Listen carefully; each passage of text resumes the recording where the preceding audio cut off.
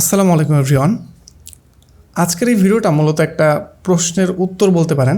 আমি আজকের এই ভিডিওতে অনেকেই একটা কমন প্রশ্ন করেন যে অ্যাডোবি ফটোশপের আসলে কোন ভার্সনটা বেস্ট বা কোন ভার্সনটা ইউজ করা উচিত হবে, অ্যান্ড ফটোশপ সফটওয়্যারটা কম্পিউটারে রান করতে হলে মানে কী টাইপের কনফিগারেশনের কম্পিউটার প্রয়োজন হবে, এটা অনেকেই প্রশ্ন করেন। অ্যান্ড 90% মানুষ যারা এই প্রশ্নটা করেন তাদের মধ্যে হচ্ছে যারা ফটোশপ শিখতে যাচ্ছেন, মানে শুরু করবেন শেখাটা। হয়তোবা অনেকের একটা প্ল্যানও থাকে যে আমি একটা পিসি বিল্ড করব, তো সেক্ষেত্রে একটা আইডিয়া নিতে চান যে কেমন কনফিগারেশন লাগবে আমার সেই অনুযায়ী।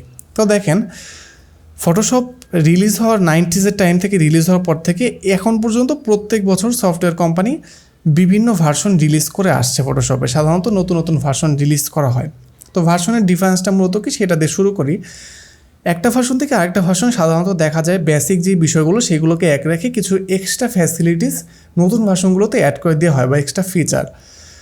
তো যাদের কম্পিউটার অনেকেরই দেখা যাচ্ছে যে পুরনো কম্পিউটার একদম বা র্যাম কম, প্রসেসরও সেরকম ভালো না, তারা যদি কাজ শুরু করতে চান শেখার জন্য, তারা একটু ফটোশপের পুরনো ভার্সনগুলো ইউজ করলে কোনো অসুবিধা নেই। কারণ দেখেন, ফটোশপের আসলে একটা ভার্সন যদি আপনি শিখেন, মনে করেন ফর এক্সাম্পল আমি যদি CC 2015টা শিখতে পারি, তাহলে 2023-এর যে লেটেস্ট ভার্সনটা আছে সেটা কিন্তু সেটা দিয়ে কাজ করতে আমার খুব বেশি অসুবিধা কিন্তু হবে না। কারণ এমন কিন্তু না যে ওই সফটওয়্যার এই সফটওয়্যার আকাশ পাতাল ডিফারেন্স হয়ে গিয়েছে। আমি কিন্তু বলেছি যে স্লাইটলি কিছু জিনিস চেঞ্জ হয়, কিছু ফাংশন দেখা যায় ওইটাই একরকমভাবে করা যেত, এটাই আরেক রকমভাবে করা যায়, এবং নতুন ভার্সনগুলোতে কিছু এক্সট্রা ফিচার বেশি থাকে।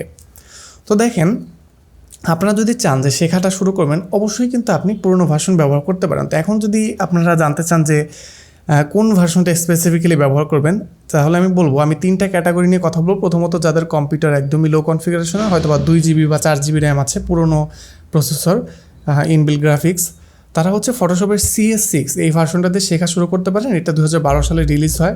অ্যান্ড এটা রিকোয়ারমেন্টস, যে সিস্টেম রিকোয়ারমেন্টসটা আমি দিয়ে দেবো সামনে, এটা তুলনামূলক কিন্তু অনেক কম, মানে মডার্ন সফটওয়্যারগুলো থেকে। তো এইটা আপনারা কম্পিউটারে ইনস্টল করে আশা করছি প্রবলেম ছাড়া ইউজ করতে পারবেন।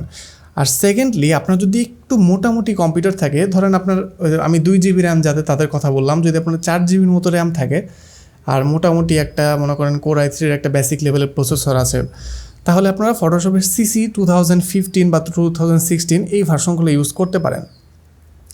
এই ভার্সনগুলো ইউজ করলে আপনারা স্মুথলি আশা করি চালাতে পারবেন।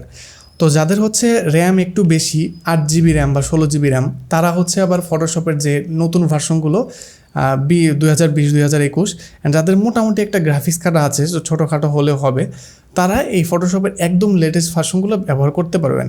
আমি প্রত্যেকটা ফটোশপের ডিটেলসগুলো সামনে দিয়ে দিব। অ্যান্ড এবার অনেকে আসলে জিজ্ঞাসা করেন যে ফটোশপের লেটেস্ট ভার্সনটা ব্যবহার করবেন কিনা বা এটার কেমন কনফিগারেশন, এই বিষয়ে দেখেন আমি দেখাই। এখানে ডিটেলস দেওয়া আছে যে আপনার প্রসেসরকে কত গিগাহার্টজের হতে হবে, উইন্ডোজ 10 64 বিটের অপারেটিং সিস্টেম, এবং উইন্ডোজ 10-এর যে একটা নির্দিষ্ট ভার্সন সেটাও কিন্তু দেওয়া আছে।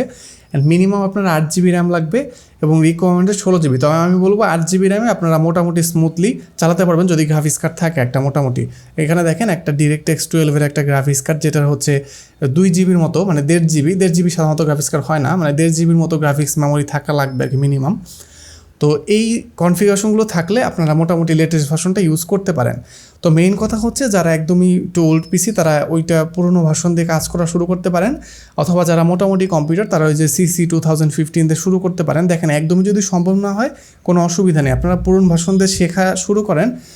আস্তে আস্তে পুরোনোটাতে শিখলে আপনারা যখন নতুন ভার্সনটা ইউজ করবেন তখন আসলে তেমন কোনো ডিফারেন্স হবে না। আমি বলেছি যে কিছু কিছু জিনিস আপনার হয়তো প্রথম একটু অসুবিধা হবে, ছোটোখাটো জিনিস, পরে সেগুলো অভ্যাস হয়ে যাবে। কারণ আমি নিজেই কিন্তু ফটোশপের অনেক ভার্সন ইউজ করে এসেছি এই পর্যন্ত। আমি 2015 ইউজ করেছি 2017 সালে, তারপর আমি 2018 ইউজ করেছি, তারপর 2020 ইউজ করেছি, তারপর আমি একবারে এখন কারেন্টলি 2023 যে ভার্সনটা সেটা ইউজ করছি। খুব বেশি একটা সমস্যা হয় না, এগুলো নিয়ে আমরা সবসময় যখন যারা কাজ করি এগুলো অভ্যাস হয়ে যায় প্রত্যেকটা জিনিসই।